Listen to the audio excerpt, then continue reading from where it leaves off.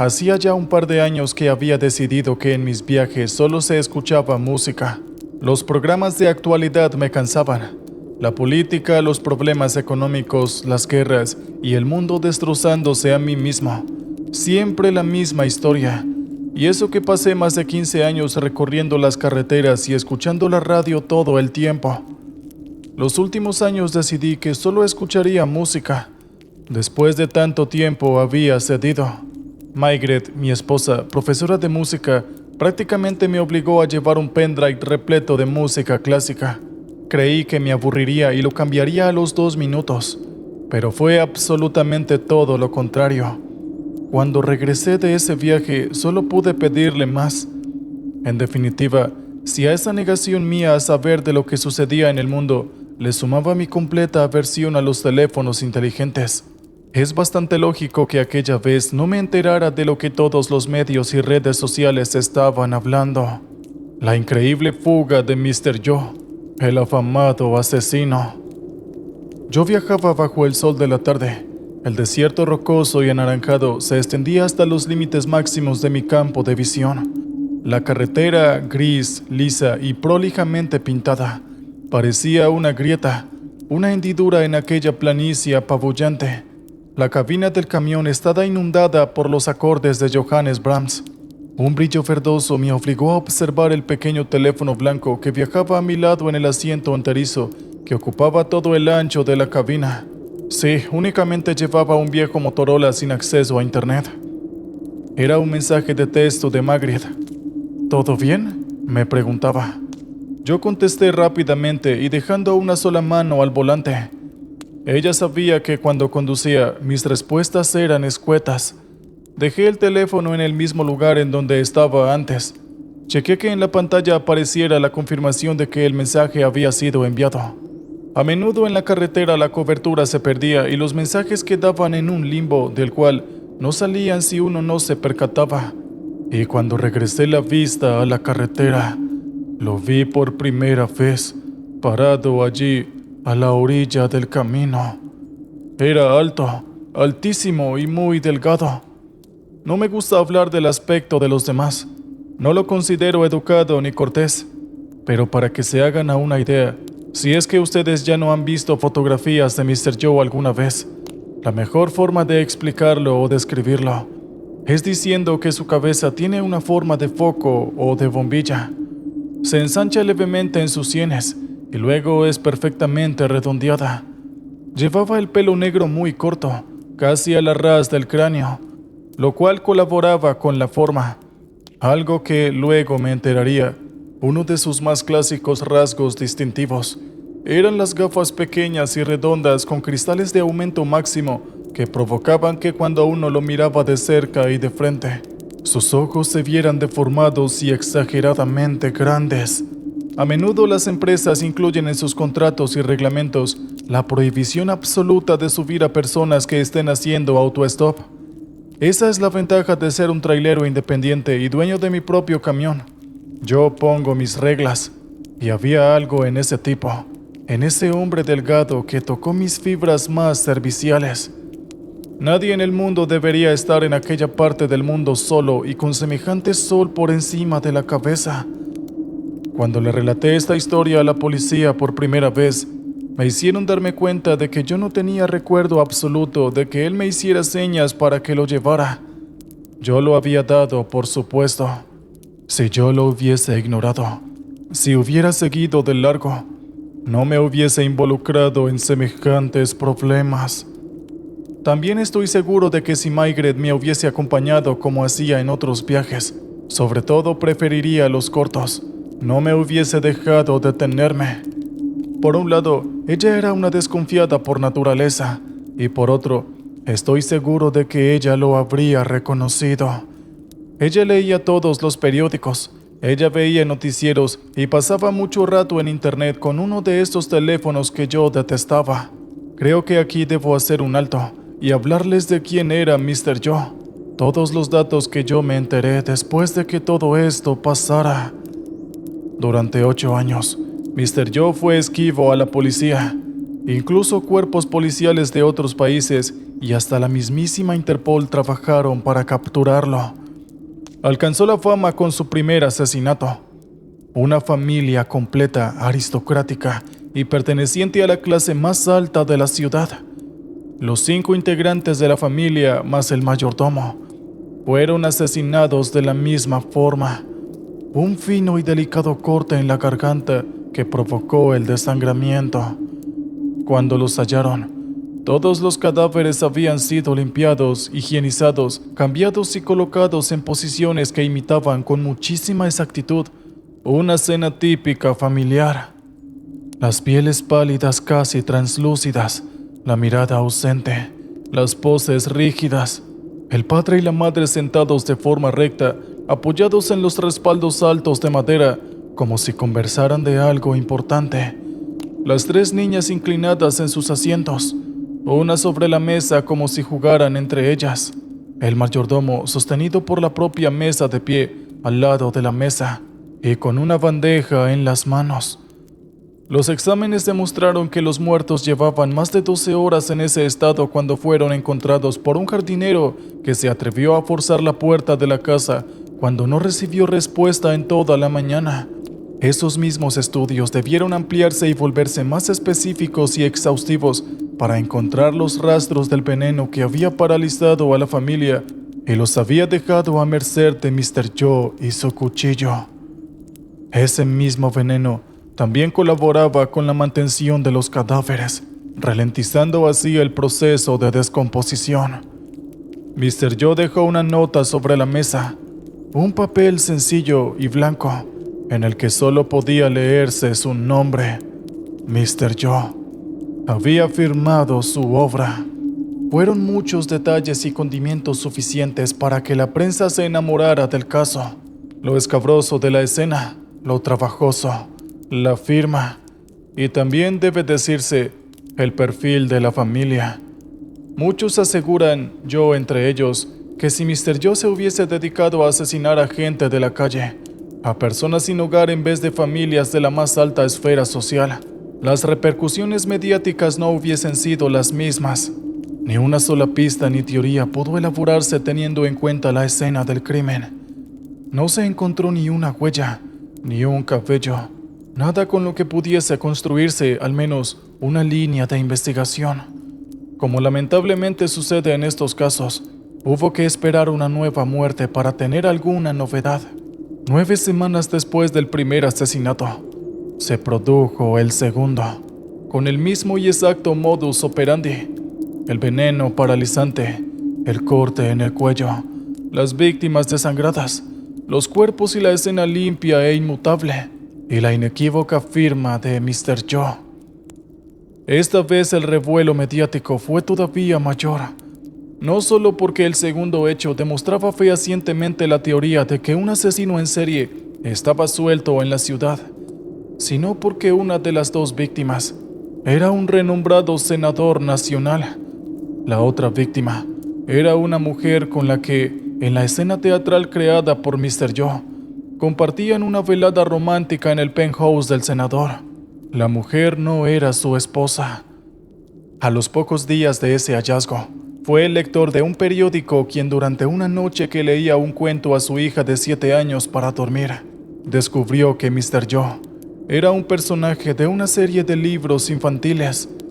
En esas historias, Mr. Joe era un ser imaginario que solía castigar, de forma bastante menos letal y escabrosa, durante la noche a los niños que en el día, en la escuela u otro ámbito, habían abusado o maltratado a otros niños.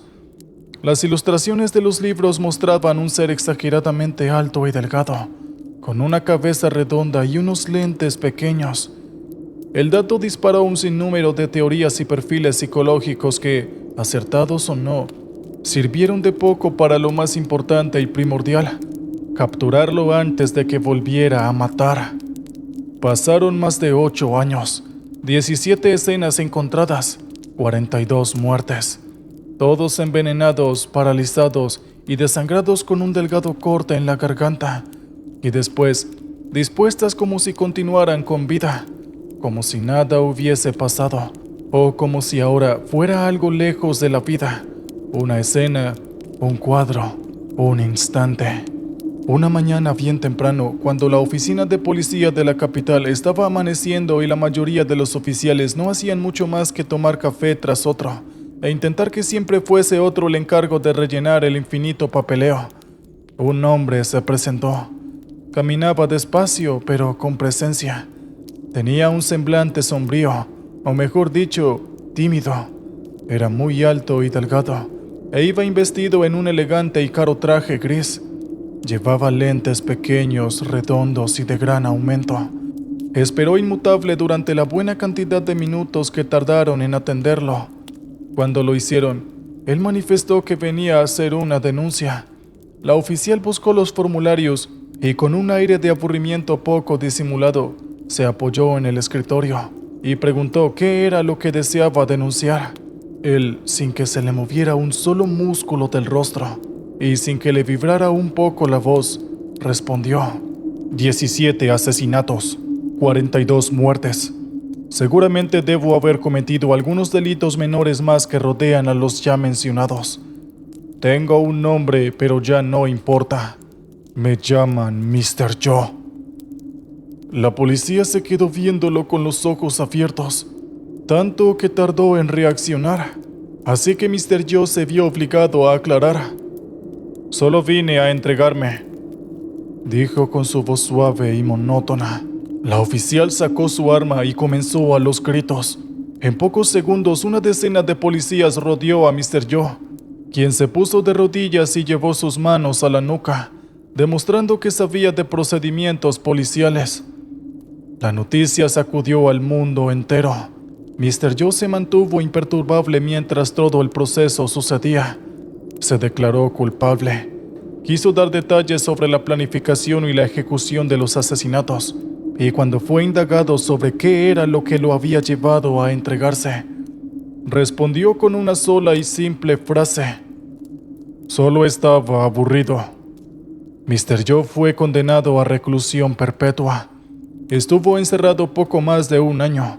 Luego se escapó de la prisión de máxima seguridad.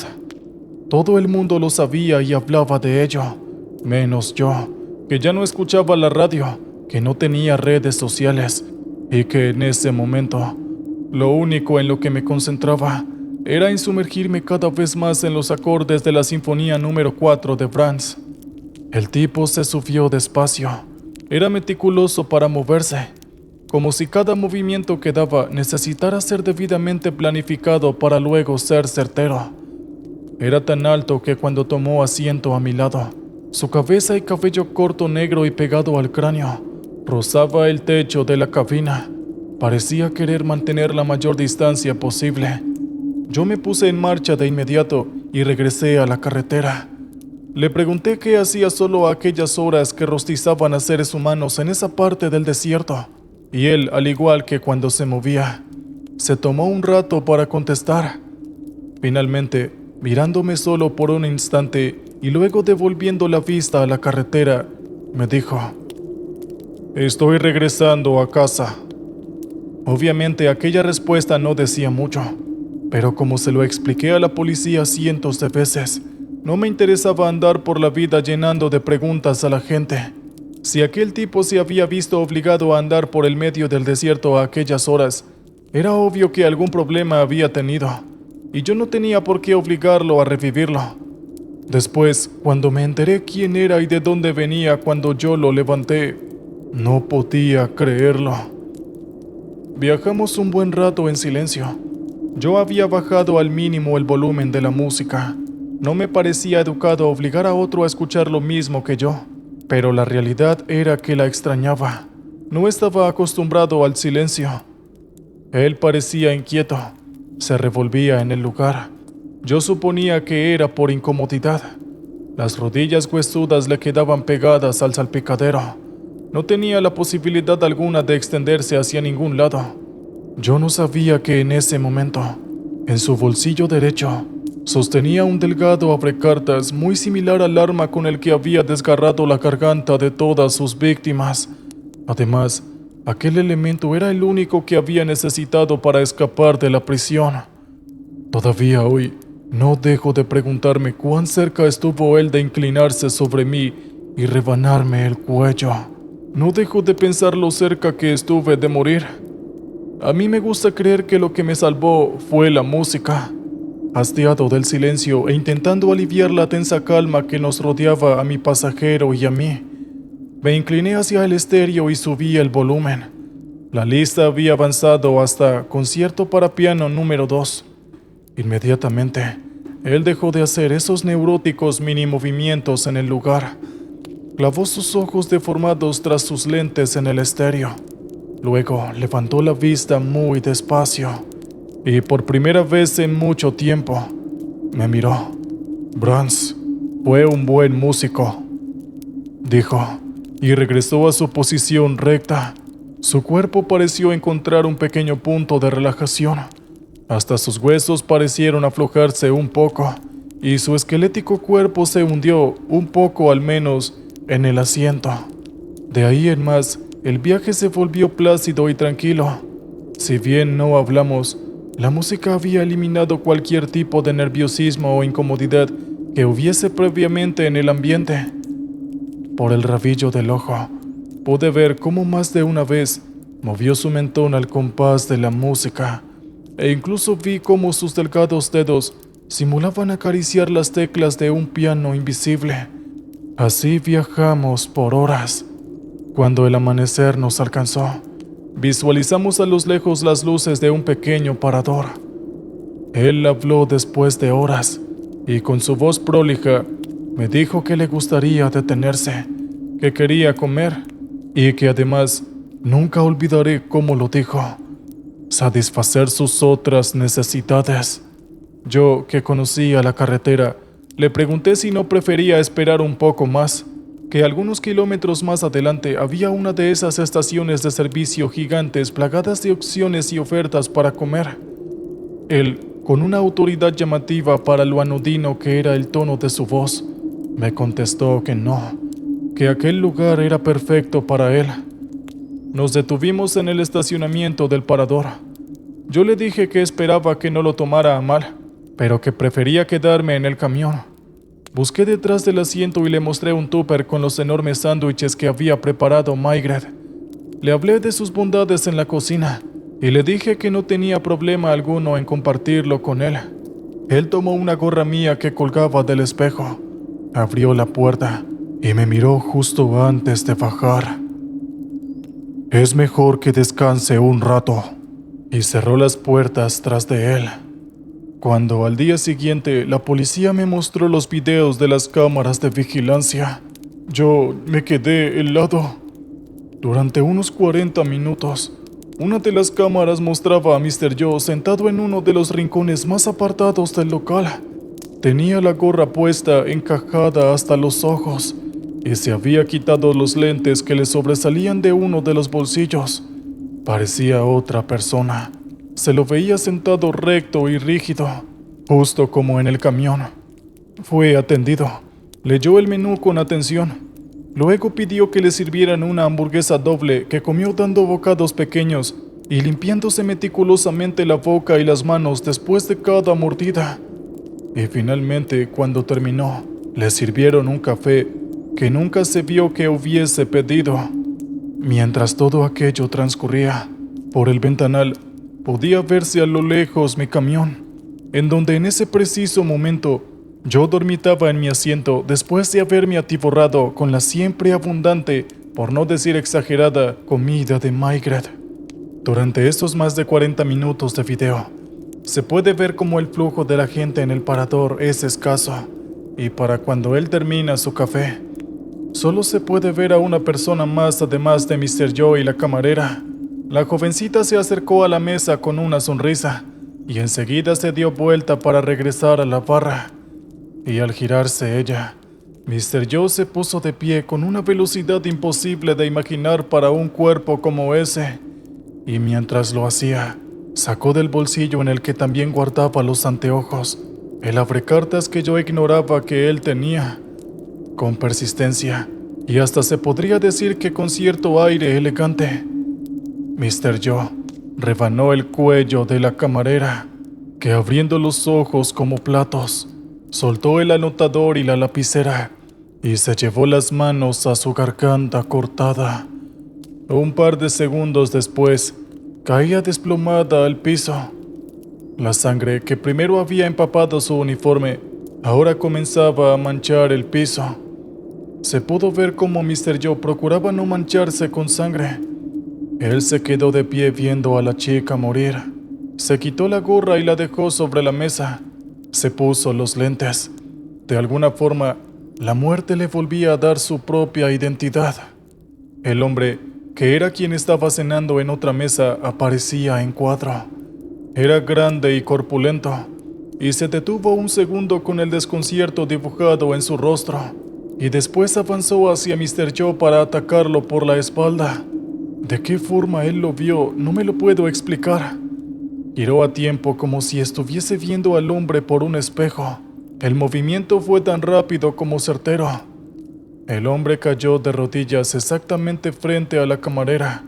Con ambas manos se tomó el cuello. Un líquido rojizo se filtraba por sus dedos y poco después caía sobre el cuerpo inerte de la camarera. Con pasos gráciles, Mr. Joe esquivaba la sangre del piso y salía del cuadro. Antes se vio cómo recuperaba mi gorra de la mesa. Durante unos minutos, no se vio nada más que el lento crecimiento del charco de sangre en el piso. La policía me informó que en esos minutos en que estaba fuera de cámara, Mr. Joe acabó con el matrimonio dueño del lugar. Luego volvió a aparecer, pero a lo lejos, a través del ventanal, pudo verse cómo caminaba tranquilo como siempre, como si nada hubiese pasado, ya de regreso a mi camión. Cuando abrió la puerta me despertó.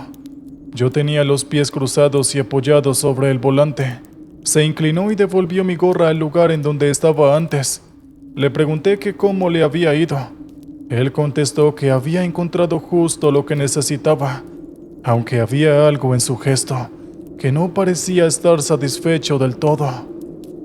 Días después, cuando lo supe, imaginé que para alguien tan meticuloso y artístico como él, matar de esa forma sin premeditación y sobre todo sin la posibilidad de recrear una escena pulcra y vistosa, debía ser de alguna forma angustiante.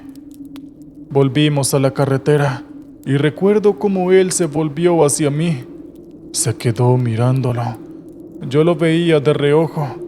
Cuando finalmente retorcí el cuello para verlo, como para preguntarle si necesitaba algo o preguntarle qué le pasaba, él sonrió por primera y única vez, por lo menos para mí, y luego dijo: ¿Puedes poner la música? Me incliné sobre el estéreo y subí el volumen. Sonaba un requiem alemán. Viajamos durante toda la noche. Sus ojos no se despegaron por un segundo de la carretera.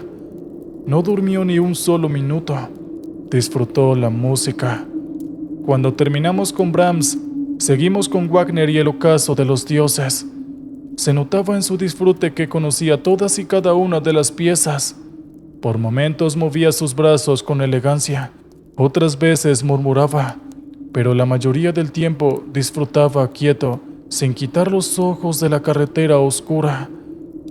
El sol comenzó a asomarse a un lado nuestro. La línea completa del horizonte tomó un tono dorado. Estábamos cerca a la ciudad a la que yo debía entrar para descargar mi cargamento en el puerto. Cuando constaté que él seguía despierto, bajé unos puntos el volumen de la música y le pregunté si en aquella ciudad estaba su casa. Él, como era su costumbre, se tomó su buen rato para contestar. Finalmente dijo que no, que en aquella ciudad no estaba su hogar, pero tampoco estaba mal. Ni bien dijo eso, se inclinó y subió el volumen. Las señales del tránsito y los carteles con enormes publicidades denotaban que estábamos llegando a la ciudad, así que tuve que bajar la velocidad. El sol ya casi había salido por completo. El cielo era todavía una penumbra violácea en las que los brillos resaltaban. Por eso, a una buena distancia, pude distinguir los reflejos de luz azul y roja sobre la carretera frente a nosotros. Rápidamente me di cuenta de que aquellas eran las luces policiales. A medida que nos acercábamos, pude ir viendo la escena con mayor claridad. 5 móviles nos cerraban el camino. Incluso uno de ellos estaba directamente cruzando sobre la carretera para que nadie pudiera pasar allí sin impactarlo. Detrás y a los lados de los autos, agazapados y armados, no quiero exagerar, pero eran más de 50 hombres uniformados. Miré a mi compañero de viaje. Él ni siquiera me devolvió la mirada. No movió ni un músculo de la cara. Nada. Parecía un hombre incapaz de demostrar una emoción. Fui bajando la velocidad gradualmente hasta que nos detuvimos a una distancia prudencial de los autos y los policías. Yo intentaba imaginar qué malentendido o qué podría haber pasado para que nos detuvieran de esa forma, a los gritos, a punta de pistola, y como si yo también fuera uno de los criminales más buscados en todo el mundo. Nos hicieron bajar del camión, arrodillarnos, mostrar las manos limpias y luego ponerlas sobre la nuca. Luego, 4 hombres vinieron por mí y 4 por mi compañero. Desde el suelo, con la mejilla aplastada contra el asfalto, pude ver cómo lo esposaban, cómo la violencia y los cuidados eran todavía mayores sobre él. Y creo que ahí fue la primera vez en que sospeché que mi pasajero era mucho más que un hombre extraño. Fue ahí cuando vi el plateado y delgado abracartas que los oficiales le quitaron y guardaron como prueba. Las primeras horas estuve incomunicado. A pesar de lo incómodo de la situación, yo me mantuve tranquilo. Sabía que si me acusaban de algo, de algún delito, yo era inocente. Luego pasé a la etapa en la que fui acusado y tratado como cómplice de la fuga y los asesinatos de Mr. Joe. Los policías que me interrogaban no me explicaban nada. Me atacaban con preguntas que yo no podía responder y buscaban constantemente que yo me contradijera o me equivocara, o mejor aún, confesara. Recién cuando ya estaba bastante avanzado el día siguiente, se presentó un oficial de esos que no necesitan aclarar su rango para que uno sepa que es alguien importante, y de forma educada y cortés, me comunicó que sabían de mi inocencia, que la habían constatado. Fue ese hombre y 2 de sus ayudantes los que, sentados en la mesa de un cuarto de interrogatorios y ya sin la incomodidad de las esposas, me contaron que aquel hombre con el que había compartido tantas horas en mi camión era el famoso asesino Mr. Joe, que se había escapado de la prisión de máxima seguridad aquella misma tarde, apenas 2 horas antes de que yo lo levantara en medio del desierto. Me contaron todo con lujos de detalles, y fueron ellos los que me mostraron las grabaciones de seguridad del parador. Me acuerdo no poder controlar el temblor de mis manos y sentir como un escozor me recorría la columna cuando veía aquellas imágenes. Un par de horas después, todos salieron de la habitación y a los pocos segundos se abrió la puerta y entró Maigret. Cuando la vi, la abracé y apoyé mi cabeza en su hombro. Fue como si algo se destapara en mí y lloré. Lloré, creo que como nunca lo había hecho en mi vida adulta. Hoy no tengo dudas de que aquello era miedo, un terror retroactivo. Las horas que había pasado junto a aquel psicópata, lo cercano que habíamos estado. ¿Cuántas veces estuve a punto de morir y ni siquiera me di cuenta? Al día siguiente, después de firmar unos cuantos papeles, me dejaron volver a casa. Un taxi nos esperaba a Maigret y a mí afuera de la estación. El oficial me estrechó la mano y cuando comencé a caminar hacia el auto, me detuve. Me volví y le pregunté si él había declarado algo. El oficial dudó en contestarme, pero creo que de alguna forma se dio cuenta de que merecía la verdad. Me dijo que Mr. Joe solo había contestado 2 preguntas, nada más que 2. Cuando le preguntaron por qué había decidido escaparse, había contestado: solamente estaba aburrido. Y cuando le consulté por la segunda pregunta, el oficial me dijo que le habían preguntado ¿Por qué no me había matado a mí? Dijo que Mr. Joe miró hacia el techo. Reflexionó por unos segundos. Volvió a bajar la vista y respondió: música. Ese hombre escucha buena música.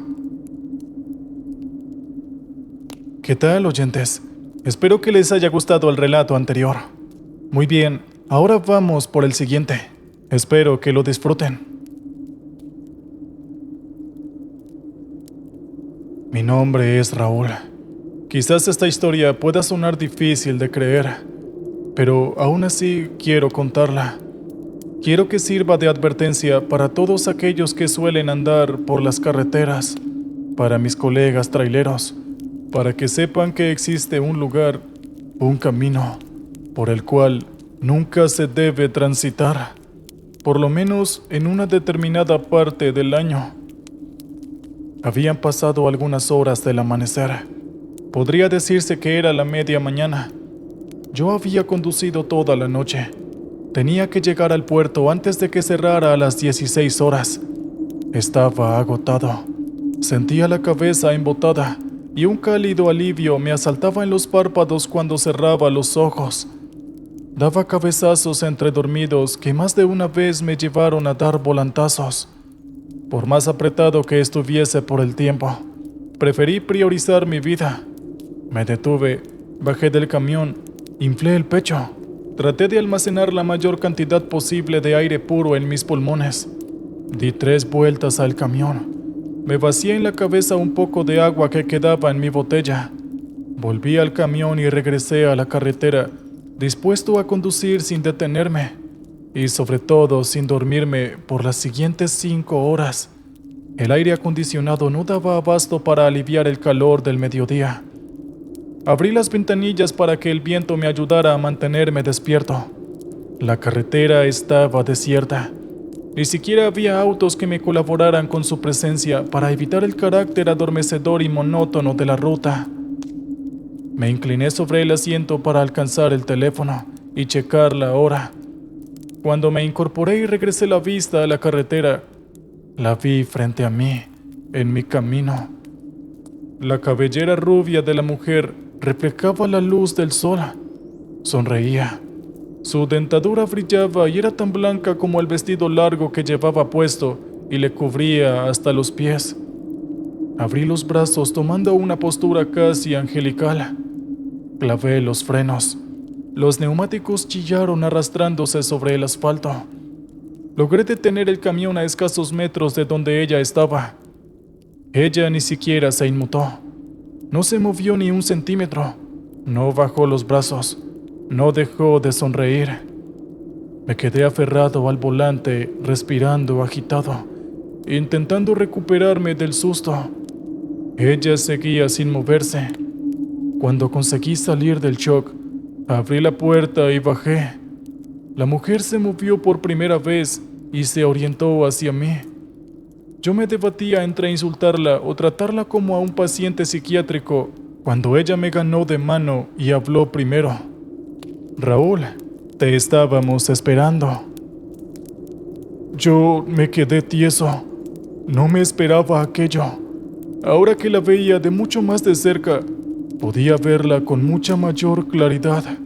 Era una mujer que aparentaba poco más de 40 años. Tenía ojos azules como el mar.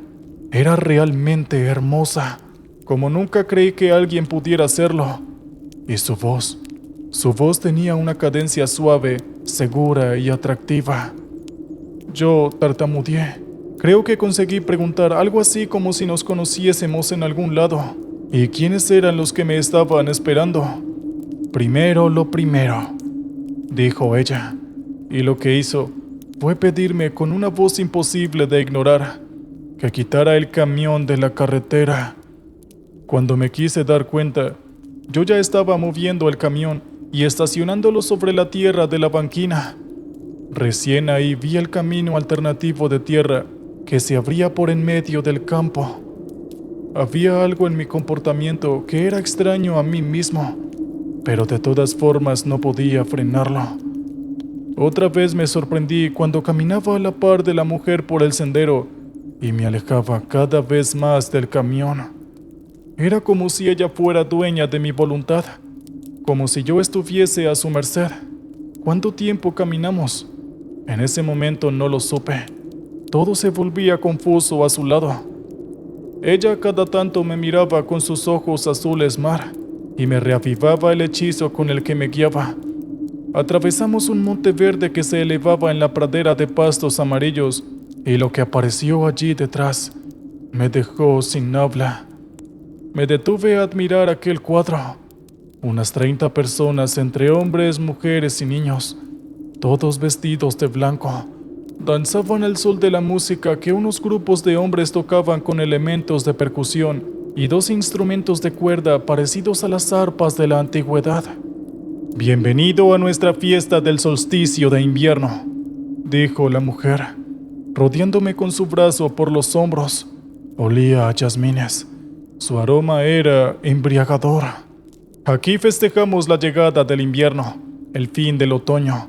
Agradecemos las cosechas pasadas que nos han dado la vida y le rogamos a la tierra que se proteja del frío.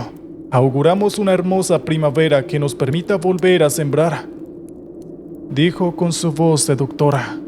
Me guió hacia una mesa en la que otros 2 hombres, no vestidos de blanco, sino bastante parecidos a mí, comían de un banquete increíblemente abundante. Claramente eran traileros de carretera como yo. Ella me sentó en la mesa. Me dijo que yo era uno de los invitados especiales, al igual que los otros hombres. Yo me había olvidado de todo. Del camión, del puerto, del apuro, de la carga. Solo podía escuchar la voz de la mujer imponiéndose con suavidad por encima de la música y ver el movimiento de todas aquellas personas que vestían de blanco y que se abrazaban unas a otras sin dejar de bailar. Me senté a la mesa. La mujer se alejó sumándose al baile y cada tanto dedicándome una de sus cautivadoras miradas. Con los hombres nos saludamos con un asentimiento de cabeza. Luego me aboqué a la comida. Todo, la carne, las verduras, las guarniciones, eran de lo más sabroso que había probado en mi vida. Comimos como desesperados, como imbuidos en un acto animal e irreflexivo. De forma gradual, la música fue bajando el volumen y convirtiéndose en una base rítmica de tambores. Los hombres, las mujeres y los niños dejaron de bailar, pero sin dejar de moverse con gracia, fueron formando un círculo alrededor de 3 personas que parecían ser, de acuerdo con la postura que tomaba el grupo para ellos, algo así como los líderes. Una de esas 3 personas era la mujer rubia que me había llevado hasta allí. Un hombre rubio con la piel enrojecida por el sol dio un paso adelante, abrió los brazos y con una voz que no debía formarse demasiado para resonar en todo el claro, dio la bienvenida a todos a la fiesta del solsticio.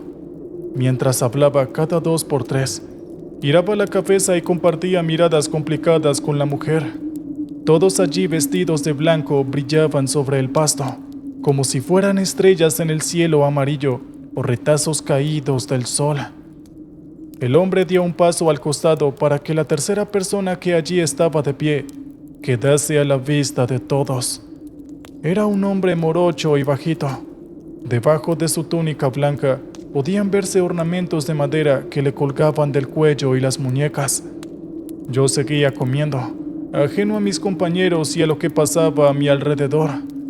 Tenía las manos sucias y pegajosas y los labios brillosos de grasa. Vi una sombra que se movía a mi lado.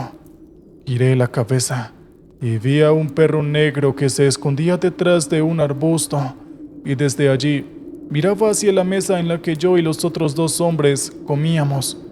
Seguramente estaba atraído por la comida, como si el ritual aquel estuviese sucediendo en otro lado, lejos de mí. Escuché y distinguí a lo lejos palabras como sacrificio, frases como darle a la tierra que ella tanto nos da. Después se escuchó un nombre y de forma inmediata, uno de los 2 hombres que comía en mi mesa se puso de pie y caminó hacia las personas. El círculo se abrió para recibirlo. Todos sonreían y lo recibían con algarabía. Espontáneamente, el trailero se arrodilló frente a esa especie de sacerdote. El hombre bajito y lleno de colores sacó de algún lado de su túnica una daga de filo curvo. La levantó sobre su cabeza. El sol brilló en ella y murmuró unas cuantas palabras. Luego, por un segundo, miró a todas las personas de blanco que lo rodeaban y acto seguido, rebanó la garganta del trailero. La mujer rubia colocó un cuenco contra el pecho de la víctima, que rápidamente se llenó hasta resbalar con la sangre. La muchedumbre estalló en aplausos y víctoras. ¿Saben qué es lo que más me aterra de todo aquello? De recordarlo, el hecho de que yo ni siquiera me inmuté. Era como si no tuviese la capacidad de sentir nada. Solo seguía comiendo como si nada de esto hubiera pasado. Mientras el perro negro se acercaba a mi mesa, la mujer danzaba con el cuenco en las manos. Daba vueltas y de forma intencional salpicaba a los presentes, que recibían las gotas de sangre en el rostro como si fuera una bendición. El cuerpo del trailero ya estaba caído sobre el pasto. Llamaron al otro hombre. Vi como un grupo de niños repartían copas de maderas entre todos los presentes. El trailero se quitó la camisa y se quedó de pie frente a todos con los brazos abiertos. La mujer rubia tomó un nuevo cuenco y lo sostuvo bajo el abdomen del hombre. El sacerdote hizo un tajo largo y ancho y las vísceras se asomaron por él. La sangre resbaló al cuenco. Luego comenzaron a llenar las copas. Yo, adormecido, seguía comiendo. Sentí un movimiento junto a mí y vi al perro hambriento a mi lado. La gente gritaba, cantaba y agradecía al cielo. Bebían la sangre del hombre. Se manchaban sus bocas y sus rostros y también arrojaban la sangre a la tierra y se recostaban sobre ella. Vi la sonrisa brillante de la mujer teñida de rojo y vi cómo sus ojos me enfocaban. Mi turno estaba por llegar. El perro irguió sus patas traseras, abrió su boca para alcanzar un cuarto de pollo que estaba sobre la orilla. Con un movimiento rápido se lo aparté. El perro volvió al suelo furioso y me ladró. Cuando hice un gesto para apartarlo, él clavó sus dientes en mi mano. Primero el dolor punzante y luego mi propia sangre oscura brotando de los orificios en los que me había clavado los colmillos.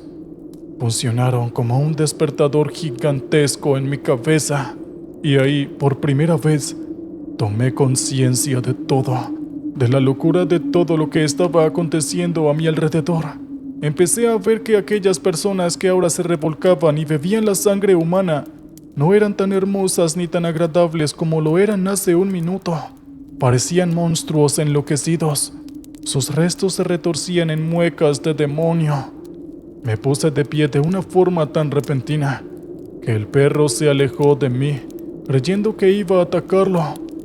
La mujer me vio y enseguida se dio cuenta que yo había dejado atrás el trance. Dio un grito hacia unos hombres, pero ya era demasiado tarde. Yo corría desesperado y me quitaba de encima con facilidad a cuanta persona se me cruzara. Ellos estaban envueltos en un frenesí absoluto. No estaban listos para pelear. Conseguí llegar al monte.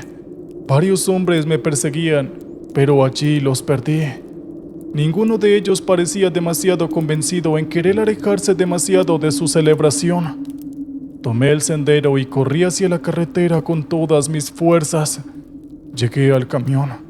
Lo había dejado abierto. Las llaves estaban puestas. Recé para que se pusiera en marcha a la primera. Los dedos grasosos se me resbalaban de la llave. Cuando el motor rugió y ya estaba volteando para regresar a la carretera, vi que junto al camión estaba la mujer. Ahora sonreía con una mirada siniestra. Escuché su voz en mi cabeza que me llamaba seductoramente por mi nombre. Cerré los ojos procurando no escucharla.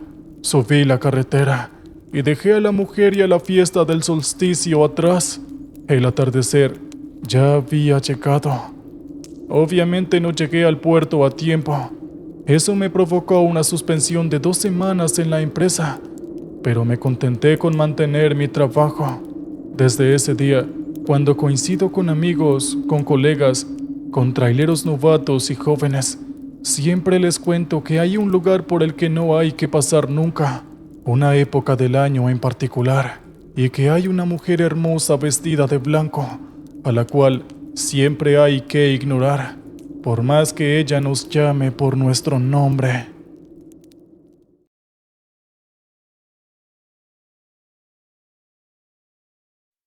Saludos, querida comunidad. La primera historia que vamos a escuchar esta noche no necesariamente es de terror o suspenso. Sin embargo, la persona que nos la envió quiso encarecidamente que la narráramos en nuestro canal. Debo decir que la historia es demasiado buena al punto de sorprendernos. Así que, bueno, todo nuestro equipo estuvo de acuerdo en publicarla.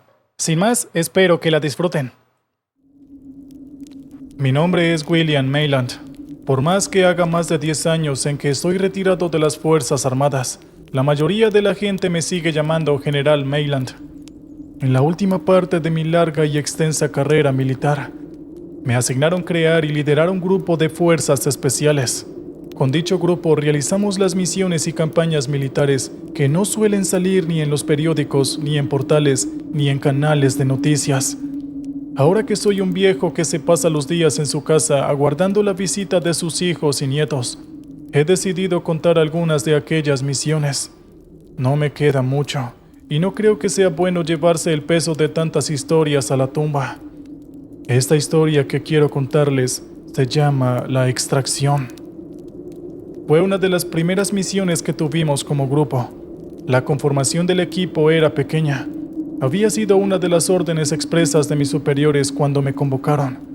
Si nos íbamos a ocupar de las misiones más secretas de todas y de las operaciones encubiertas que caminaban por los márgenes de la legalidad, no podíamos ser un batallón de infantería. Yo tenía 5 hombres bajo mi mando. Si para una determinada misión necesitábamos más refuerzos, mis superiores se ocupaban de darme esos hombres, siempre hombres certeros, profesionales, y como nos gustaba decirles, mudos y sordos. Es decir, que no hicieran preguntas.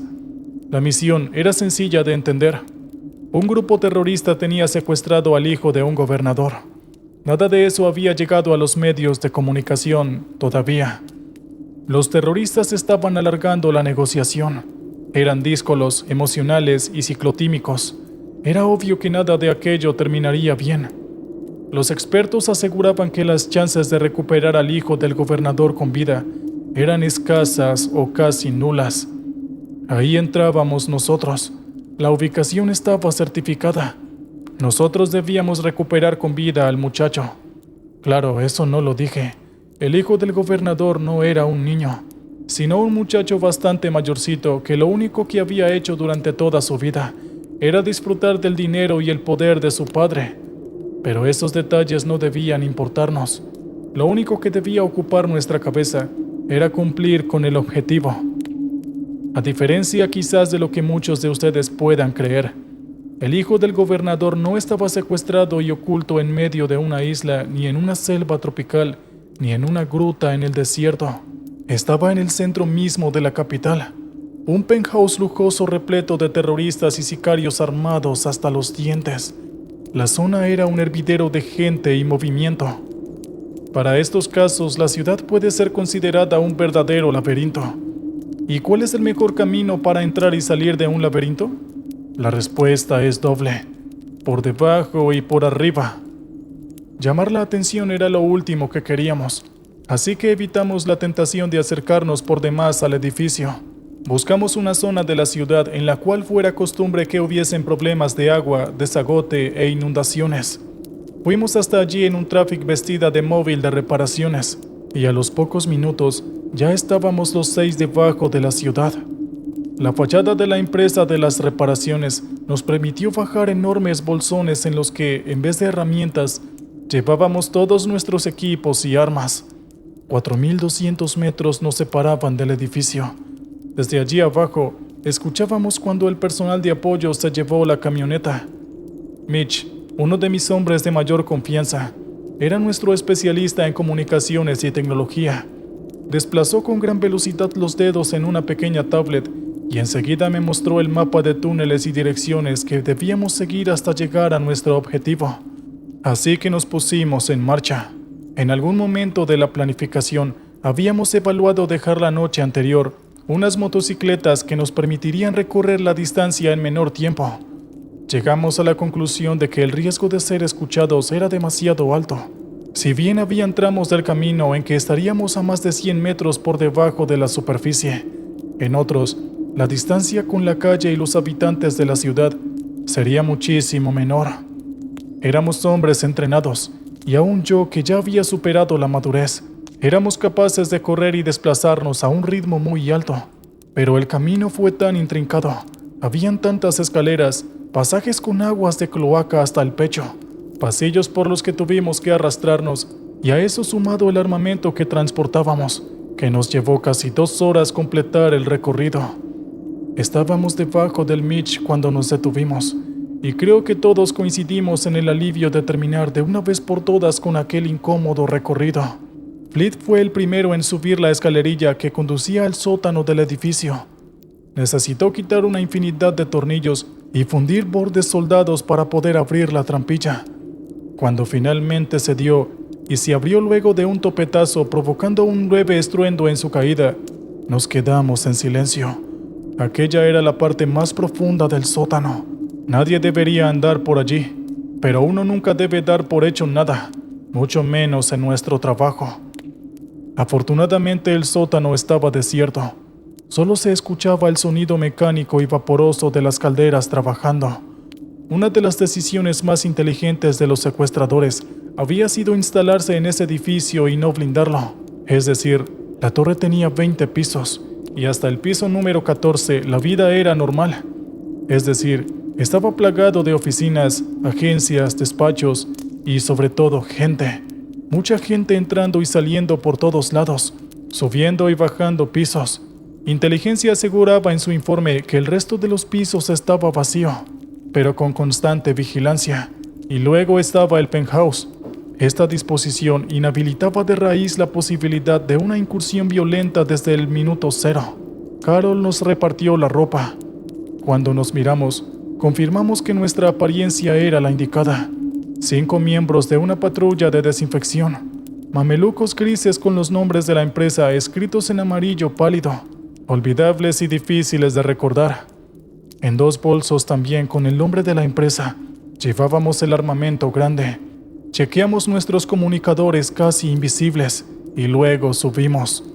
Tomamos la escalera que nos llevó a la parte trasera del servicio. Allí nos dividimos en 3 grupos. Todos teníamos la documentación encima que acreditaba nuestras identidades falsas y las de la empresa. Si alguna de las 3 partes del grupo era demorada por la seguridad del edificio, las otras 2 debían continuar sin ningún resquemor de dejarlo atrás. Esas eran las órdenes. Mitch y Fletch fueron por las escaleras norte, Carol por el elevador de carga, y Sidney y yo por las escaleras sur. Si todo salía bien, volveríamos a reunirnos en el hall del piso 13. Podría contarles las dificultades e imprevistos que cada uno de nosotros subió en aquel ascenso, pero llevaría demasiado tiempo, y en realidad fue que en mayor o menor medida, todos llegamos al piso 13 sin demasiados problemas, y aún más importante, sin haber hecho sonar ninguna alarma ni nada parecido. Cuando nos encontramos, rápidamente nos refugiamos en una oficina que el informe aseguraba que estaba vacía. Allí volvimos a cambiarnos de ropa. No nos importó que quedaran allí nuestros trajes de la empresa fumigadora. Antes de salir, nos aseguramos de que todo nuestro arsenal estuviese en óptimas condiciones.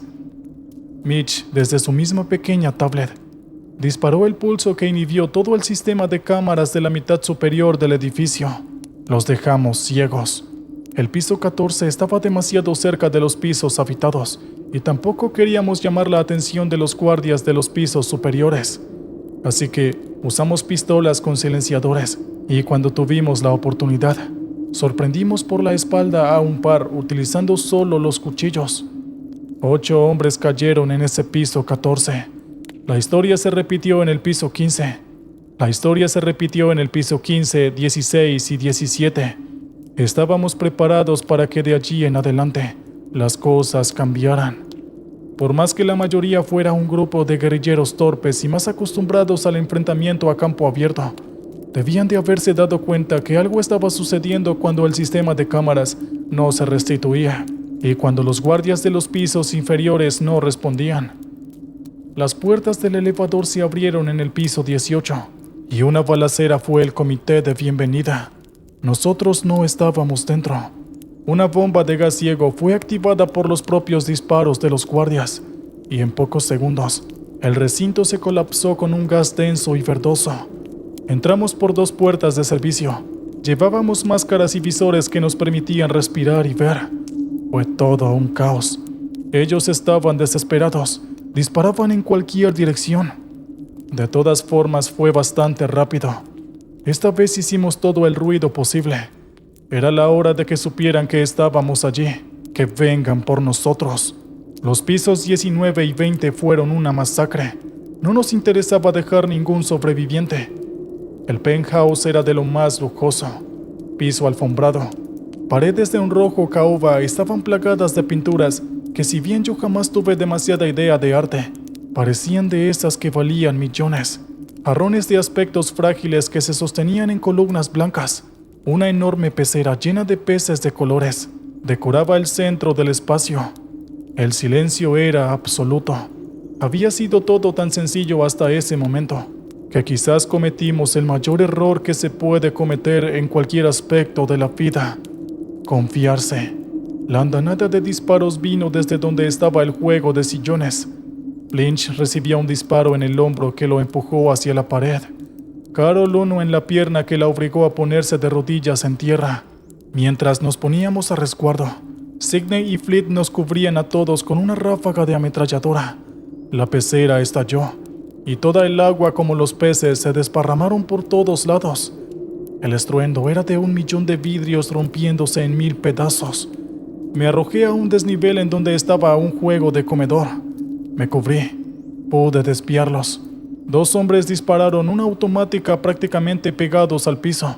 Estaban ocupados protegiéndose de la balacera de mis compañeros. Posé el arma de mano. Con 2 disparos, esparcí sus sesos por el lujoso piso de moqueta. Levanté una mano solicitando el alto al fuego. El lugar quedó en silencio. Solo se escuchaba el sonido sordo de los peces dando coletazos sobre la alfombra. El olor a pólvora y muerte lo inundaba todo. Escuché una pequeña puerta que se cerraba y una especie de gimoteo lastimoso. Me acerqué hacia mis compañeros lastimados. Ambos estábamos bien. Carol ya se había improvisado una venda que le daba varias vueltas al muslo y contenía el sangrado. Nos acercamos despacio a la puerta. Según los mapas que nos había pasado inteligencia, esa debía ser la suite. No tenía otra salida.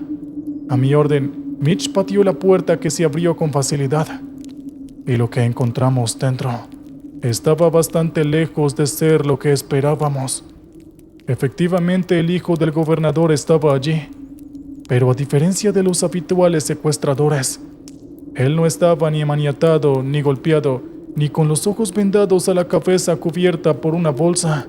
El cretino estaba en ropa interior, sentado en la cama. Sostenía titubeante una pistola. A cada uno de los lados había una jovencita.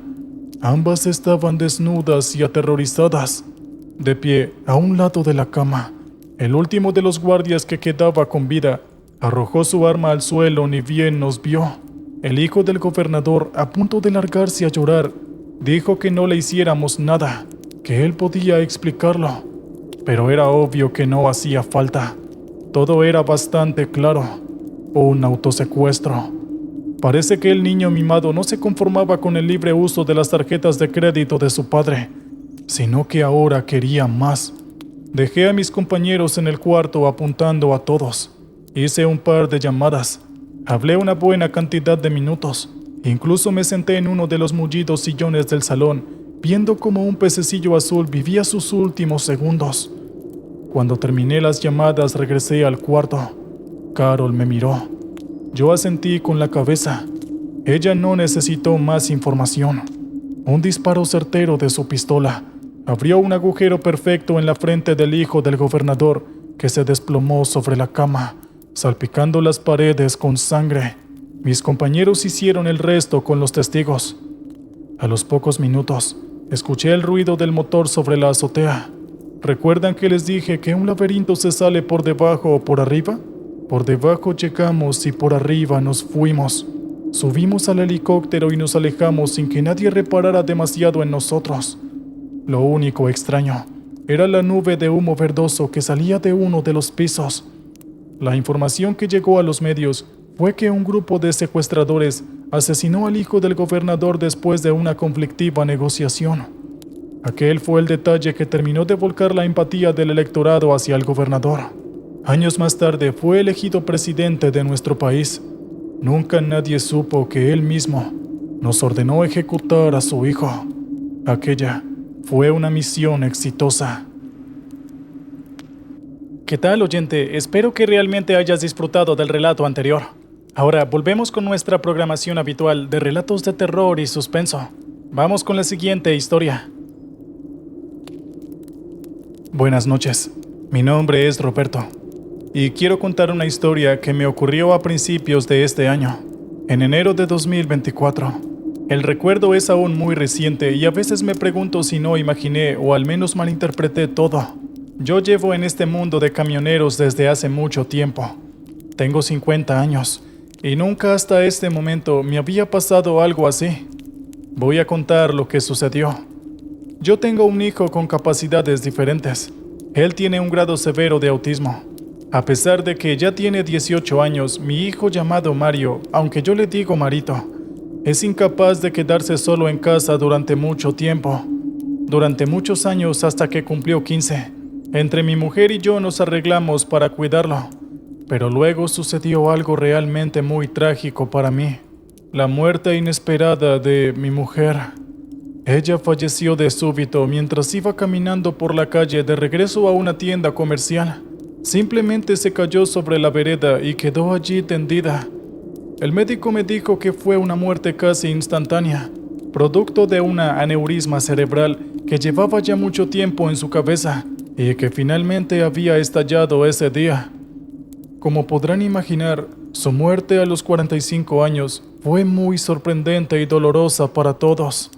Ella era una mujer muy jovial y vital, divertida y saludable. Y su muerte la siento hasta el día de hoy como si fuera el primer día. La cuestión es que quedamos mi hijo Mario y yo solos. Antes contábamos con la ayuda de mi madre, pero ella se hizo demasiado viejita y ahora apenas podía caminar, por lo cual tampoco es una ayuda confiable. Generalmente durante los últimos años tuve que recurrir al servicio de unos cuidadores profesionales para que se quedaran con mi hijo cuando yo me iba de viaje. Sin embargo, el día que sucedió esto, no había conseguido a nadie que cuidara a mi hijo Mario, ya que la persona habitual que cuidaba a Mario había renunciado a su trabajo y me resultaba muy difícil encontrar a alguien idóneo y confiable como para dejarlo solo en casa junto a Mario. Entonces, decidí hacer algo que no me agradaba demasiado, pero no me quedó otra opción que hacerlo: llevarme conmigo a Mario, mi hijo. Y digo que no me resultara agradable no porque no quisiera estar con mi hijo, sino porque sabía que él muchas veces se inquietaba durante los viajes. A veces estaba tranquilo, pero en otras ocasiones empezaba a moverse de un lado a otro como un tigre enjaulado, y no había forma de calmarlo. Pero realmente no tuve otro remedio que llevármelo conmigo. En un principio, mi hijo estuvo muy bien. Siempre se entretenía con un juego de dados que le había regalado su abuelo, y podía estar horas y horas jugando a ese juego. Fue lo que hizo durante una buena parte del recorrido en el asiento del acompañante. Luego se durmió por espacio de 1 hora, y cuando despertó, ya se había hecho de noche. En ese momento estábamos en un tramo de la carretera que era bastante desértico, porque ya había tomado un atajo por un camino secundario para llegar más pronto, ya que estaba retrasado en la entrega. Cuando Mario despertó, algo sucedió con él. La calma que anteriormente había manifestado se fue de un plumazo. comenzó a moverse inquieto de un lado a otro. Luego comenzó a emitir leves quejidos muy bajos, como si hablara consigo mismo. Le pregunté si le sucedía algo, pero él no me respondió. Vi que miraba hacia afuera, hacia la ventanilla, pero no se veía nada. Estaba todo oscuro. Solo había árboles y más árboles. Hicimos otros kilómetros y Mario empeoraba cada vez más. Comenzó a golpear el tablero del camión. Yo le dije que parara, pero él no parecía escucharme. Luego llegamos a una parte de una curva muy pronunciada, y entonces Mario realmente pareció perder la poca calma que tenía y gritó, diciendo una y otra vez que íbamos a atropellar a la señora. Yo me asusté ante sus palabras. Pensé que quizás había cruzado una mujer en su camino, y yo, por estar distraído intentando calmar a Mario, no había alcanzado a verla, así que frené instintivamente. Pero en la carretera no había nadie.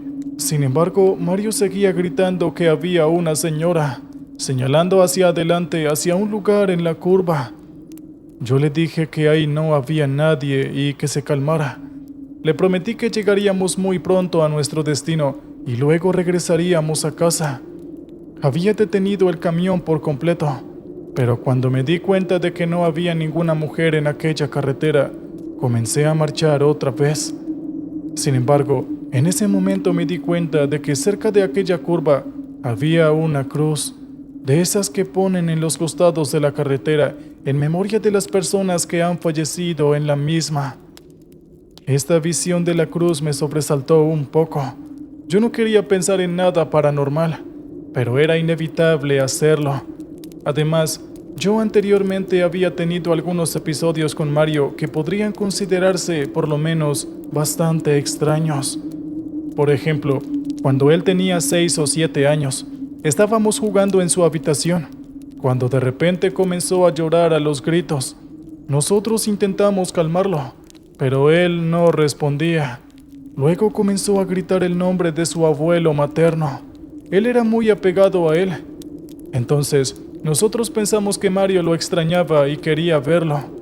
Creíamos, junto con mi mujer, que llamar al abuelo sería una buena idea para que pudiera hablar un rato con Mario. Mi mujer llamó a la casa, pero no contestó nadie. Luego, horas después, llamó otra vez y otra, pero el teléfono seguía sin contestación. Mi mujer se preocupó por su padre. Fue a verlo y lo encontró muerto sentado sobre el sofá. Al parecer, había muerto 2 horas antes, más o menos en el mismo momento en que Mario había comenzado a llorar desconsolado en su habitación. Mi mujer siempre decía que Mario tenía una sensibilidad especial, pero yo nunca le había creído demasiado. Sin embargo, recordé todo eso cuando vi la cruz en la carretera y a Mario diciendo que tuviera cuidado con una mujer. Un escalofrío entonces me recorrió el cuerpo. Aceleré para dejar el lugar atrás, pensando que Mario lograría calmarse. Sin embargo, él aún seguía muy nervioso. Le di sus juegos para calmarse, pero él no quería saber nada de ellos. Luego comenzó a decir cosas en voz alta que no tenían sentido. Decía que lo dejaran en paz, que me fuera de aquí, que no quería verme. Yo le dije a Mario que no se enojara conmigo, y le juré que pronto estaríamos de regreso en casa. Pero él seguía diciendo una y otra vez las palabras, «Solo vete de aquí». Yo le expliqué que no podía hacer eso. Le dije que estaba conduciendo, y si me iba, nadie iba a conducir el camión y él se iba a quedar solo. Pero Mario parecía no escucharme. Repetía una y otra vez las mismas palabras, hasta que luego agregó para mi espanto la palabra «señora». Yo entonces supe que no estaba hablando conmigo, sino con una mujer imaginaria. Mario repentinamente dijo: «Bájese del camión, señora, deje de espiarnos desde la cortina y bájese». Yo entonces quedé petrificado. Detrás de los asientos había una cortina, y detrás de esa cortina, una pequeña sesión en la cabina que yo uso como lugar de descanso cuando los viajes son muy largos y tengo que detenerme a un costado de la carretera. Allí hay una pequeña nevera eléctrica y también una litera, en la cual duermo cuando me encuentro muy cansado. Pero no podía ser. Ninguna mujer se había subido al camión. Por lo menos, ninguna mujer viva. Reduje la velocidad y lentamente abrí la cortina mientras observaba a través del espejo retrovisor. Vi la litera y sobre ella un bulto muy oscuro, como si fuera una sombra. Tenía una forma de mujer y sus ojos se veían como dos puntos blancos. Eso fue lo que vi a través del espejo. Inmediatamente pegué un respingo, pero cuando giré la cabeza hacia atrás, no vi nada. La litera estaba vacía. Mario, sin embargo, cada vez más enloquecido, arañaba el vidrio intentando bajarse. Decía que no quería ver la cara a la mujer porque estaba desfigurada. Yo le mentí a Mario y le dije que allí no había nadie, intentando calmarlo. Y para eso había abierto la cortina, mostrándole que no había nada. Ni bien terminé de decir esto, la cortina se cerró de un golpe. Yo quedé en un estado de shock, pues era evidente que había algo atrás. En ese momento fui muy consciente de lo oscura que estaba la noche. A nuestro alrededor solo había oscuridad y árboles que apenas se veían. Marito comenzó a golpearse la cabeza y entonces yo le dije que no se preocupara, que yo iba a sacar a la mujer del camión y pronto íbamos a estar ambos libres de ello. Volví a frenar el camión, lo estacioné a un costado del camino, abrí la cortina e inspeccioné el lugar. Tengo que admitir que tenía un miedo extremo. No quería enfrentarme a esa cosa oscura que se había subido al camión. Pero cuando uno es padre, saca fuerzas de donde no tiene para proteger a su hijo. Yo había recordado una vez cuando mi padre, cierta vez que fuimos a visitar el campo de la abuela, al escuchar ruidos extraños en la casa, ruidos que parecían provenir desde varios rincones a la vez y sonaban como la risa de una anciana, comenzó a gritar y a decir que no tenía miedo, que no dejaría que se quedaran en el lugar, y les ordenó a esas voces que se fueran. De alguna forma sus gritos funcionaron, y ya no volvieron a escucharse ruidos extraños en la casa de mi abuela. Recordando todo eso, yo le grité con firmeza a la mujer. Le dije que si realmente había alguien ahí, que se fuera de inmediato del lugar, porque el camión era mío, y que ella no tenía que estar en ese lugar. Le dije que regresara de donde había venido y comencé a golpear fuertemente la carrocería del camión con una llave de mecánico que encontré en la cabina. Realmente no sé por qué hice eso. Fue algo instintivo. Lo cierto es que al rato percibí que Marito se había calmado. Ahora estaba sentado en el asiento del acompañante, inmóvil y mirando hacia adelante. Yo regresé a mi asiento y le pregunté si todo estaba bien. Y entonces él me dijo que sí, que la mujer ya se había ido y que gracias por echarla. Me abrazó fuertemente y yo le devolví el abrazo emocionado. Luego le dije que debía confiar en su padre para resolver todas estas cosas. Por supuesto, era mentira, y estoy seguro de que Marito no lo creyó tampoco. Una lágrima rodó por su mejilla. Y luego me dijo algo que me destrozó. Me dijo que si yo podía resolver todo, ¿por qué había dejado que mamá muriese? Y en ese momento sentí muchas ganas de llorar. Marito era un chico muy despierto y no era fácil engañarlo. Le dije que esto no estaba en mis manos, que todo era una cuestión de Dios, que él había querido llevarse a su mamá y no había nada que yo pudiera hacer al respecto. Marito pareció aceptar esta explicación. Le acaricié la cabeza tiernamente y volví a arrancar el camión. Alrededor de una hora después, llegamos al lugar de la entrega de la mercadería. Ayudé a los peones a bajar las cajas mientras Marito jugaba con sus dados. Luego iniciamos el camino de regreso. Noté a mi hijo un poco más contento y comunicativo. Marito comenzó a hablar de muchas cosas a la vez, tal cual era su estilo, desde su retiro de la escuela hasta sus compañeros y sus recuerdos en la casa de su abuelo.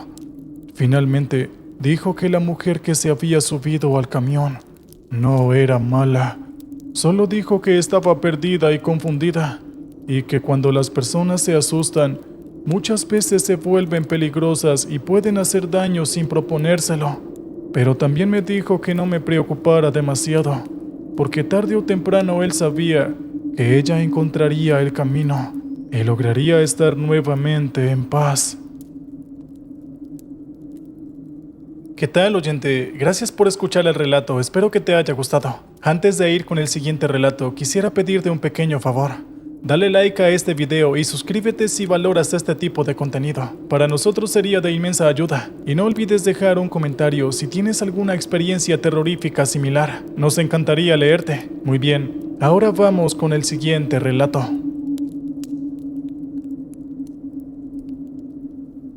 Hola, quiero contar mi historia. Esto ocurrió hace algún tiempo. Yo soy camionero de larga distancia. Mi trabajo es muy tedioso y aburrido, al menos para mí. Sé que hay mucha gente que ama los camiones y las carreteras y puede estar horas y horas conduciendo un camión, pero yo no soy ese tipo de personas. Tomé este trabajo porque no me quedaba otra opción, ya que tenía que alimentar a mi familia. Pero créanme que si pudiera conseguir otro trabajo mejor, lo haría sin dudarlo. De todas maneras, no me estoy quejando. Yo solo digo que no pienso jubilarme como camionero. Actualmente estoy estudiando para ser contador y si Dios quiere me recibiré dentro de 2 años y me dedicaré a eso. Aún así, sé que todavía falta mucho para eso. Y mientras tanto, tendré que seguir con mi trabajo en el tráiler. Como ya he dicho, los viajes en la carretera para mí resultan muy pero muy aburridos. Generalmente escucho en el camino audios para aprender inglés, clases online de marketing, etc. Pero en los últimos tiempos también me entretuve bastante escuchando este canal. Siempre me escuchan mucho lo paranormal, y es por eso que me animé a contarles esta historia. Todo ocurrió aproximadamente 2 meses atrás. Yo trato de combatir el aburrimiento muchas veces subiendo a autoestopistas para charlar un rato. Claro que no recojo a todos porque muchos tienen mala pinta, pero cuando alguna persona me despierta algo de confianza, no dudo en parar y recogerlo. Esa vez recogí a un joven de unos 20 años. Llevaba anteojos muy gruesos y una mochila de color rojo muy llamativo. Me dijo que pensaba llegar hasta la Ciudad de México. Él estaba escribiendo un libro sobre eventos paranormales que ocurrían en las carreteras, y para ello las estaba recorriendo de punta a punta, entrevistando a todos aquellos que decían ser testigos de sucesos paranormales. Este tipo me preguntó si yo alguna vez había visto algo. Yo le respondí que no. No obstante, no pareció desalentar al joven, quien me siguió preguntándome sobre otras cuestiones, como por ejemplo, si conocía a alguien que hubiese visto fantasmas en la carretera, luces, etc. Yo rebusqué en mi mente hasta que recordé que uno de mis compañeros cierta vez había contado que en esta carretera en la cual estábamos transitando, se veían luces extrañas por la noche. Ese compañero había contado que recorrió la carretera durante una gran parte del día. Llegó la noche y él estaba muy cansado, así que decidió parar en un área de descanso para dormir un poco. Se durmió allí mismo sobre el camión. Luego se despertó porque una luz entró en el parabrisas. Él pensó que era el amanecer. Sin embargo, al cabo de un tiempo, descubrió que en realidad seguía siendo de noche, solo que la luz estaba ubicada justo encima suyo. Mi compañero dijo que se asomó por la ventanilla para observar. Miró hacia arriba y descubrió una enorme nave en forma de triángulo que flotaba justo encima de su camión. Tenía 3 luces, una en cada punta que iluminaban el lugar. Mi compañero se quedó observando a esta nave durante un tiempo de no más de 2 minutos. Estaba fascinado e inmovilizado a la vez. Finalmente, la nave emitió un zumbido y se alejó a toda velocidad, hasta hacerse un punto en lo alto del cielo. Al contarle esto al autoestopista, quedó fascinado. Había anotado todo el relato en un cuaderno de espiral de tapa negra. Luego me preguntó si creía posible que viésemos alguna luz esa misma noche. Yo le dije que había transitado esta carretera al menos 3 o 4 veces y nunca había visto nada. Sin embargo, el joven estaba muy entusiasmado y miraba hacia el cielo a cada rato. Continuamos marchando y durante unos buenos minutos no ocurrió nada. Solo nos quedamos en silencio. Finalmente, al llegar a un sector despoblado de la carretera, en donde emergían unas montañas bajas, el joven señaló casi gritando hacia un lugar entre los árboles. Allí se veía una luz pulsante de color azul. La luz aparecía durante unos segundos, luego desapareció y volvía a encenderse algunos segundos después, pero unos metros más a la izquierda. Era como si estuviera moviéndose entre los árboles. Muy rápidamente, el joven me suplicó que parara porque él quería investigar. Yo le dije que probablemente se trataba de algún campesino que se pasaba por el lugar con una linterna, o quizás estaba cazando, y le dije que podía ser peligroso. Sin embargo, él no me escuchó. Me dijo que por favor parara el camión. Dijo que esto podría ser una gran historia para su libro. Yo insistí un poco más en que lo pensara mejor, que aquella luz podría significar cualquier cosa y no necesariamente algo paranormal. Sin embargo, el joven estaba decidido a investigar. Así que le dije que hiciera lo que quisiera, pero que si le pasaba algo era problema de él. Frené el camión para que el joven pudiese bajarse. El autoestopista me agradeció y bajó del camión. Yo le dije que no podría esperarlo porque tenía un envío que cumplir. Él lo entendió y asintió. Me agradeció, y sin decir más palabras, corrió en dirección al bosque. Vi que su mochila se movía de un lado a otro sobre su espalda, hasta que lo perdí de vista. Yo volví a poner el camión en circulación. Sin embargo, a los 50 metros me arrepentí. Pensé que aquel joven podría estar en peligro. No lo conocía demasiado, pero por lo poco que había hablado, me había caído bien, solo que era bastante ingenuo. Pero al parecer era una buena persona. Me maldecí a mí mismo por ser tan empático con los demás, así que decidí esperarlo, aunque solo fuesen unos 10 minutos. Me daba temor dejarlo así en medio de la nada. Los minutos empezaron a pasar y yo había dejado de ver aquella luz. Sin embargo, al cabo de un tiempo, se escuchó un extraño sonido, como si algo muy sólido se hubiese quebrado, como una montaña o la mismísima tierra. Luego apareció otra vez esa luz, y esta vez mucho más intensa. Finalmente, vi que una bola azulada ascendía hacia el cielo a una velocidad increíble. Durante unos segundos, no estuve realmente seguro de lo que había visto. Nunca había creído que pudiera haber algo así. Luego recordé al joven y miré hacia el bosque. Pasaron otros minutos, y cuando ya estaba decidido a bajarme para buscarlo, apareció una figura entre unos árboles. Venía caminando muy lento, parecía desnuda. Iluminé con mi linterna y me di cuenta de que se trataba del joven. Por algún motivo había perdido su ropa, o quizás se la había quitado. Sus anteojos estaban torcidos y uno de sus lentes estaba quebrado. Tenía sangre en la nariz y su mirada estaba perdida. Solo traía consigo su mochila que llevaba colgada de un brazo. Me bajé del camión para ayudarlo. Noté que el joven estaba como atontado. Yo le hacía preguntas, pero él solo me miraba como si no me comprendiese. Lo ayudé a subirse al asiento del copiloto. Le pregunté qué le había sucedido, pero él seguía sin emitir palabra. Solo miraba hacia adelante con una expresión perdida y vacía. Le dije que se limpiara la nariz con un pañuelo, pues la sangre no paraba de manarle. Luego le prometí que lo llevaría hasta el hospital. Él seguía sin hablarme y yo me sentía cada vez más nervioso, pues todo aquel extraño incidente me retrasaría en el viaje. Cerca de unos 10 kilómetros después, me encontré con un puesto policial. Yo frené y le informé a la policía de la situación.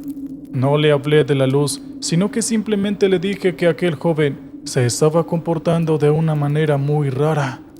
El policía abrió la puerta del conductor del camión, lo examinó con una linterna y concluyó que estaba drogado. Me dijo que él se encargaría de llevarlo al hospital para que lo revisasen los médicos de guardia, y me advirtió que para la próxima no subiera cualquier persona a mi camión, puesto que me dijo que por aquí habían muchos robos y muchos drogadictos, que algunos eran pacíficos como este, pero otros eran violentos, así que me recomendó que no me arriesgara más. Yo le agradecí el consejo y entonces dejé al joven junto con el policía, quien lo subió a una patrulla y lo condujo en dirección a un pueblo cercano. Yo seguí el camino con el camión. Sin embargo, al cabo de un rato, me di cuenta de algo. El joven había dejado su mochila en el asiento del copiloto. Yo realmente estaba muy retrasado y ya no podía regresar, así que decidí que cuando terminase el viaje, intentaría contactar con él y quizás le enviaría la mochila a través del correo. Terminé de realizar la entrega y luego, unas horas después, regresé a mi casa. Al día siguiente, ya totalmente recuperado del susto, revisé la mochila del joven. Vi que no había en ella ningún dato que pudiese identificarlo. Tampoco se encontraba su dirección. Pero sí había algo: el cuaderno de espiral de tapa negra que aquel joven usaba para tomar sus apuntes. Lo abrí y leí lo último que había anotado. Eso último había sido su encuentro conmigo. Pero luego habían otras anotaciones. En realidad, eran dibujos sobre el joven que había realizado durante su breve excursión al bosque. En uno de esos dibujos se veía una luz en medio de los árboles y dos siluetas en forma de humanoides que descendían de aquella luz con un brazo extendido. Pese a que los trazos eran bastante toscos, el joven se las había arreglado para darles a aquellas siluetas un aspecto bastante siniestro, algo que incluso me ocasionó escalofríos. Pensé que quizás eso era lo que había encontrado el joven en el bosque. Él los había dibujado apresuradamente, y luego algo había sucedido, algo que lo había dejado en estado de shock y con la nariz sangrante. Nunca más volví a ver a este autoestopista. A veces, cuando por asuntos de trabajo vuelvo a recorrer la carretera, tengo la esperanza de encontrarlo y preguntarle qué fue exactamente lo que sucedió. Pero hasta ahora, eso no ha ocurrido.